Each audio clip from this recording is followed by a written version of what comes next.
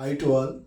ఎంతో ఉత్తేజంతో సంవత్సర కాలం చదివిన చదువుని 3 గంటల్లో తమ ప్రతిభని చూపించుకుంటూ పౌర సమాజంలో తొలి విజయంతో అడుగిడాలని ఆకాంక్షిస్తున్న ప్రియ 10వ తరగతి విద్యార్థులందరికీ ఆల్ ది బెస్ట్. ఎగ్జామినేషన్లో ఎలాంటి ఒత్తిడికి గురి కాకండి. ముఖ్యంగా ఎగ్జామ్ ఫియర్ని పోగొట్టుకోండి. ఒక్కసారి చేతులు వణుకుతున్నప్పుడు, మీలో వస్తున్నప్పుడు, మీరు రాసిన స్లిప్ టెస్టుల్ని, మీరు రాసిన ప్రాక్టీస్ టెస్టుల్ని, మొన్న మనం నిర్వహించుకున్న ప్రీ ఫైనల్ టెస్టుని అన్నింటినీ గుర్తుకు తెచ్చుకోండి. ఆ ఎగ్జామ్ల ముందు ఈ ఎగ్జామ్ ఎంత అనే కాడికి తీసుకురండి. ఎగ్జామినేషన్ అంటే ఎంజాయ్ మూడ్లో రాయండి, హ్యాపీ మూడ్లో రాయండి, కానీ ప్రెజర్కి గురి కాకండి. ఇలాంటి ఒడిదుడుకులకు ఇబ్బందులకు ముందుకు వెళ్ళకండి. ఇంకొకటి ఏంటంటే ప్రజెంటేషన్. ముఖ్యంగా మీ యొక్క ప్రజెంటేషన్ ఎంత చక్కగా ఉంటే మీ యొక్క ర్యాంక్ అంత మెరుగైన స్థితిలో ఉంటుంది. మీ పేపర్ ప్రజెంటేషన్లో ముఖ్యంగా మీరు చూసుకోవాల్సింది హ్యాండ్ రైటింగ్. చేతి రాత మీ తలరాతను మారుస్తుంది. ఆదర బాధలతోటి గాబర చేసి ఏదేదో రాయకండి. ముఖ్యంగా మీరు పేపర్ తీసుకున్నాగానే క్వశ్చన్ పేపర్ని రీడ్ చేయండి. 1-2 సార్లు మీరు క్వశ్చన్ పేపర్ చదివితే మీ యొక్క కాన్ఫిడెన్స్ లెవెల్స్ ఆటోమేటిక్గా పెరిగిపోతుంటాయి. హ్యాండ్ రైటింగ్లో మార్జిన్ తర్వాత సెక్షన్ నెంబర్, క్వశ్చన్ నెంబర్ వేసుకుంటూ రాయండి. తర్వాత మీకు ఏ క్వశ్చన్కి ఆన్సర్ అయితే బాగా మంచిగా వస్తుందో ఆ క్వశ్చన్ని ముందుగా చూస్ చేసుకొని చేయండి. ఎందుకు అంటే first impression is the best ఇంప్రెషన్గా ఉంటుంది.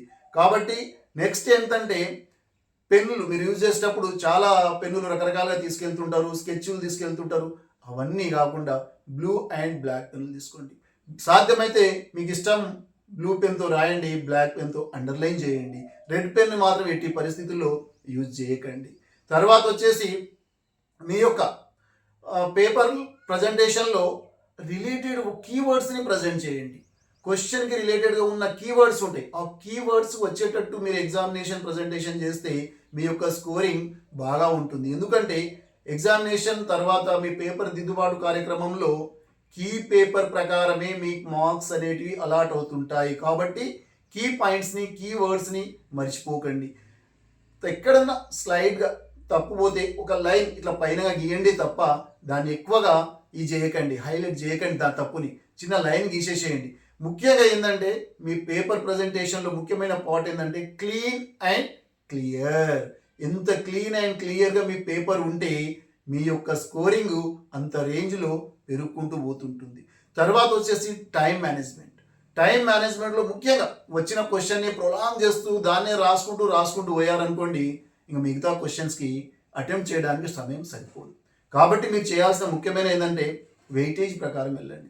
1 మార్క్ క్వశ్చన్ ఉంటే 2 minutes, 2 marks క్వశ్చన్ ఉంటే 2 to 3 minutes, 4 marks క్వశ్చన్ ఉంటే 5 to 6 minutes, 6 marks క్వశ్చన్ ఉంటే జస్ట్ మ్యాక్సిమం 8 to 10 minutes. మీరు టైం మేనేజ్మెంట్ చేస్తే మీ అంతా మెరుగైన స్థితిలో వేరే వాళ్ళు ఉండకపోవచ్చు. చాలామంది బయటకు వచ్చినాక అంటుంటారు, నాకు సమయం సరిపోలేక ఎగ్జామ్ రాయలేకపోయినా అని. ఎక్కడంటే ఇదే పొరపాటు. టైం మేనేజ్మెంట్ ఫ్యాక్టర్ని గిట్ట మీరు సాటిస్ఫాక్షన్గా కరెక్ట్గా యూజ్ చేసుకుంటే మీకు ఈ సమయం సరిపోలేదు అనే మాట చెప్పడానికి అవకాశం ఉండదు.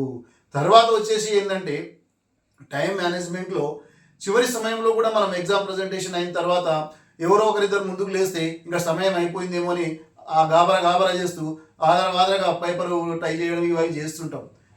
Every moment is valid.